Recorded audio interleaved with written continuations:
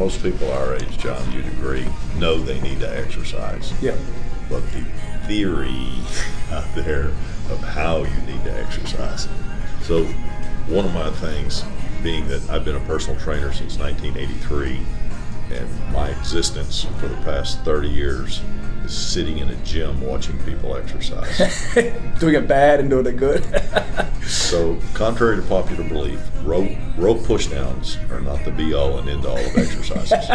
Rope pushdowns are not going to get you in shape, no matter how you vary. You have to squat, you have to bend, you have to get out of breath, you have to be uncomfortable, period. Yeah.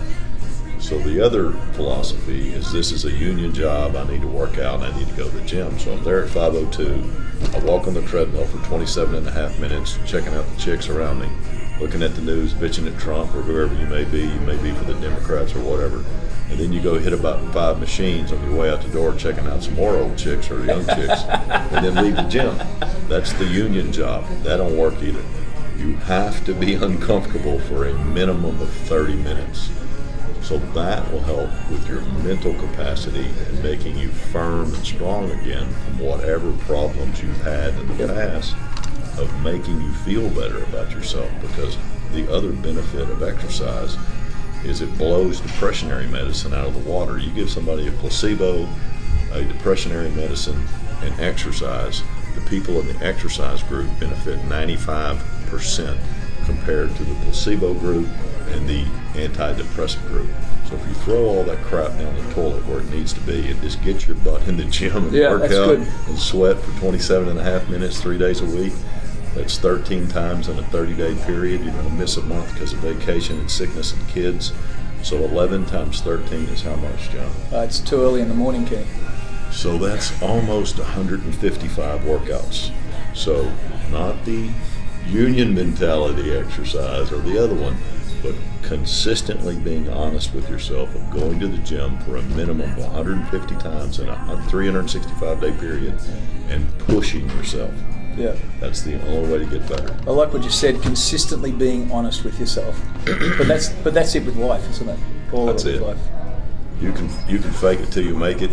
As we know in the sales complex, that's a large saying, fake it till you make it. Some people fake it really good, but you'll always get caught in the end. Just be truthful and push yourself and be honest.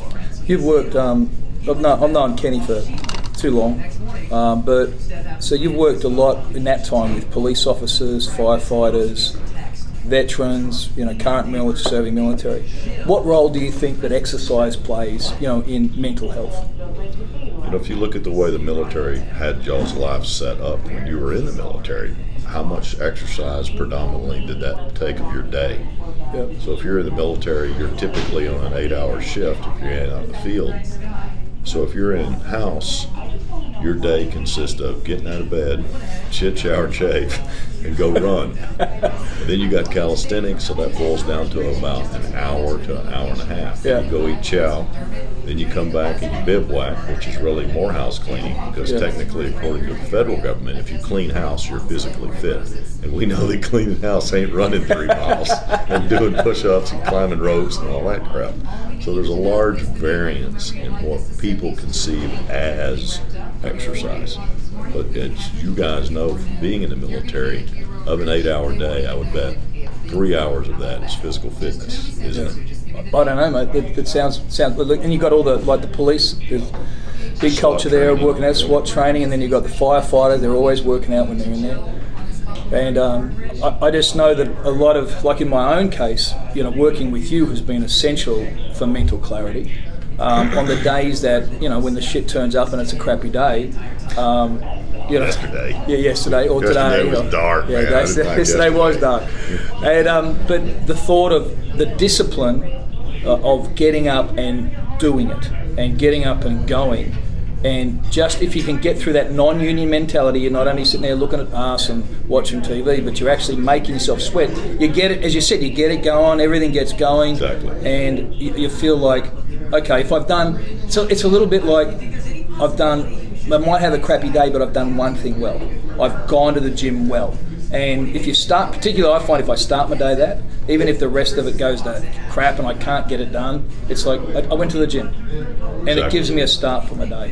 Which is hand in hand with the military. Yeah. Get your butt out of bed and go exercise. Yeah. End of story. So I found a comment that I think you'll like the other day, a quote I think you'll like, John.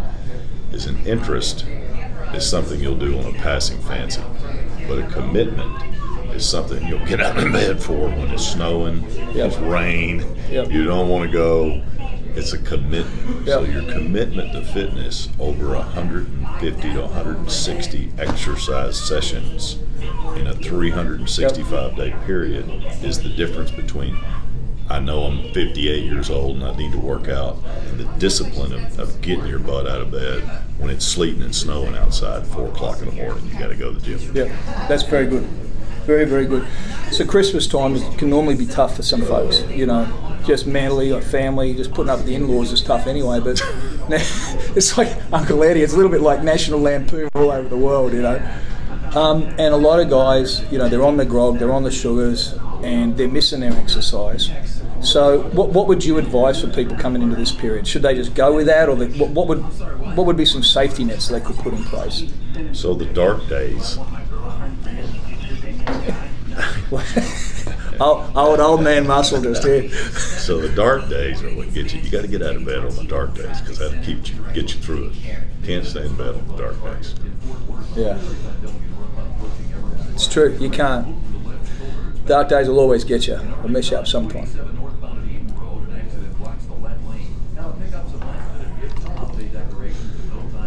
Then you get to go to breakfast and everything's cool. BSing with mates. That's it. Thank you. Look at me go like I'm a kid again. He brought me his jalapenos. Thank you so much. I'll be right back with coffee. What was your name? Laren. Larry. Thank you very much. Thank you, You're Larry. welcome.